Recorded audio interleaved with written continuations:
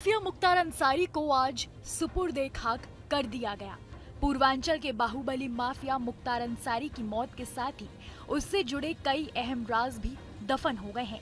अपराध के जरिए अर्जित की गई करोड़ों रुपयों की संपत्ति और रंगदारी के मामले की तफ्तीश अभी चल रही थी।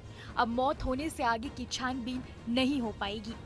हालांकि ईडी की ओर से मुख्तार की बीवी अफशा, उसके ससुर समेत कई लोगों की भूमिका की जांच की जा रही है, लेकिन मुख्य आरोपी की मौत से कई तथ्य जुटाने में जांच एजेंसी को कठिनाई का सामना करना पड़ सकता है।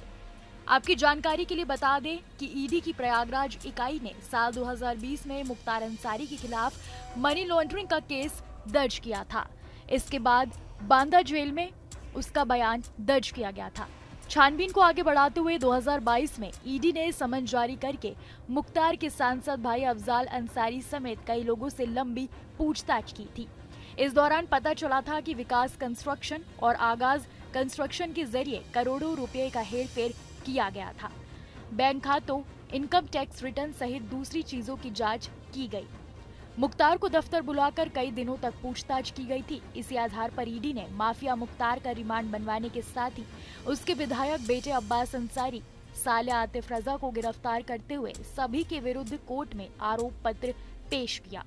इसके बाद मनी लॉन्ड्रिंग के तहत मऊ, गाजीपुर समेत अन्य शहरों में स्थित करोड़ों रुपए की अचल संपत्ति को अटैच किया गया। कहा गया है कि मुख्तार पर पंजाब जेल में रहते हुए रंगदारी वसूली करने का भी आरोप लगा था, जिसकी जांच अभी पूरी नहीं हो पाई थी। इसी तरह प्रॉपर्टी की भी छानबीन चल रही थी। मनी लॉन्ड्रिंग केस में मुख्तार की वांछित बीवी अफशा के विरुद्ध लुकआउट नोटिस जारी है ताकि वो विदेश ना भाग सके। ईडी की टीम लंबे समय से उसकी तलाश कर रही है। कहा जा रहा है कि शौहर की मौत के बाद अफशा मूल निवास आ सकती है, लेकिन उसकी गिरफ्तारी पर संशय है। बहरहाल केंद्रीय जांच एजेंसी उसकी गतिविधि पर नजर रखे हुए हैं। 30 जून 1963 को उत्तर प्रदेश के यूसुफपुर में जन्मे मुख्तार अंसारी ने अपराध की गलियों से लेकर सत्ता के गलियारों तक का सफर किया। अंसारी ने 1980 के दशक में अपराध की दुनिया में कदम रखा। 1990 के दशक में संगठित अपराध में उसकी भागीदारी बढ़ गई, खासकर मऊ, गाजीपुर, वाराणसी और जौनपुर जिले में। मुख्तार अंसारी 1986 से मऊ से लगातार 5 बार विधानसभा चुनाव जीतने में कामयाब रहे।